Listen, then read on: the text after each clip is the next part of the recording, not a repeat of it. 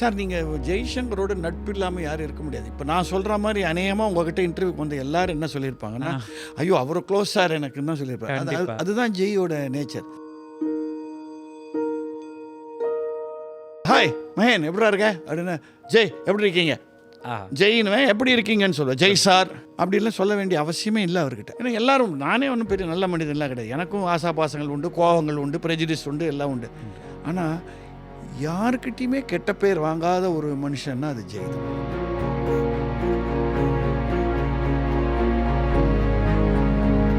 அப்போ அவரை வந்து கிண்டல் பண்ணுறதுக்கு சொல்லுவாருங்க வெள்ளிக்கிழமை ஹீரோன்னு. அதோட தாத்பரியம் புரியாத மடையனுங்க தான் அப்படி சொல்கிறாங்க. He created so many producers. சாதாரண காஸ்டியூம்காரன், மேக்கப்காரன், இவங்கெல்லாம் ப்ரொடியூசர் ஆகணும்னா ஜெய்கிட்ட வந்து படம் பண்ணி கொடுப்பார். அதனால தான் அவ்வளோ படம் அவர் ரிலீஸ் ஆச்சு. அப்போல்லாம் அவர் பணத்தை பற்றி கவலைப்பட்டதே இல்லை. என்னமோ தெரியல, அப்போல்லாம் எனக்கு நடிக்க தெரியாதுன்னு நினச்சிட்டானுங்களா? கையில் ஒரு துப்பாக்கி குச்சி சுடுவானுங்க, இப்படி ஏறி குதிடுவானுங்க, பாட்டு பாடுவானுங்க. இப்போதான்டா நடிக்க சொல்கிறானுங்க.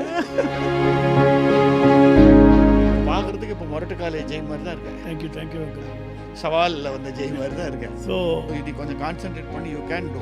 ரஜினி சார் அப்பா கூட கிண்டல் மேக்ஸிமம் பண்ண, அப்போடைய வயிற்ற கிள்ளுவார். ஆமாம், அப்பா கூட கட்டிப்பிடிச்சி பேசுவார். ரொம்ப பிடிக்கும். அதாவது நம்ம பர்சனல் ப்ராப்ளம்ஸ் எல்லாம் கூட ஜெயோட டிஸ்கஸ் பண்ணிருக்கோம். Okay okay okay. தங்கமானவர் சொல்லுவார்.